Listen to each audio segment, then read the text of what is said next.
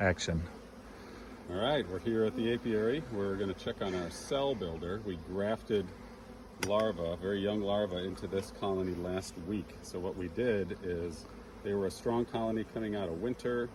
We did a split, so we pulled their queen along with a couple frames of brood, some honey, some pollen, pulled that off into a 5-frame nuke and sold that. And what was left was all of the bee power, all the remaining capped brood. And what we did is we grafted from a couple different breeder queens that we had selected, and we added them to the grafting frame that's in the middle of, I think it's the top box, I don't know, it might be the bottom box, I don't remember. And then we added a hive top feeder on top. So the only things to remember are, when you put the grafting frame in, it's good to have a heavy frame of pollen on both sides of that grafting frame. You want that pollen as close as possible to the grafted larvae. Make it as easy as possible for them to get optimal nourishment. And then we add the hive top feeder so that even if there's some cloudy days, there's definitely going to be a perceived flow. So let's take a look and see how our graft did. Again, this was 7-8 days ago that we put this on. Well, not surprisingly, it looks like they took down all of the sugar syrup. That is expected and good to see. It's in a strong company. So it looks like our grafted frame must be in that lower box.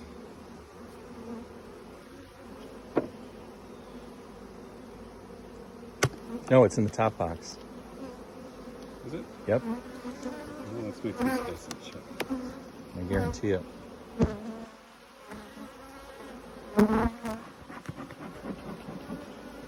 sun has just come out, but don't be deceived. It's been cloudy all day and these bees are a little bit cranky. All right, let's make some room.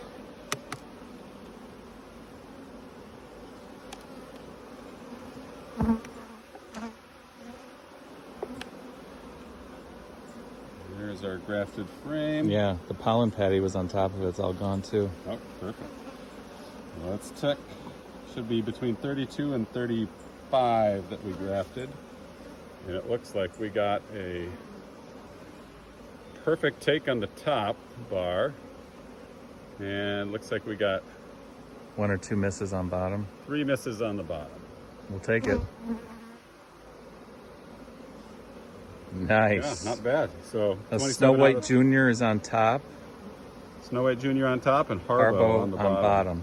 So no misses at all from Snow White Junior, who, by the way, this was a Snow White Junior colony. So the top row are the genetics that they were used to and expecting. So they favored their own queen? There's some research to suggest that that could be the case. So really? With a data point of 1, in this case, yeah, That's really interesting. 100% of their own genetics, but maybe 3 out of 15, still most, but 3 out of 15 they skipped on the different genetics. All right, stick it back in. All right, there we go. Actually, we're going to put this in our warming.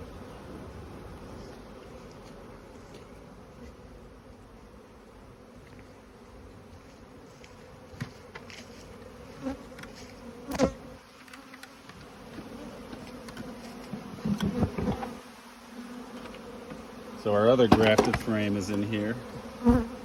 So we will put them right next to each other. Once we're done smashing emergency queen cells, we will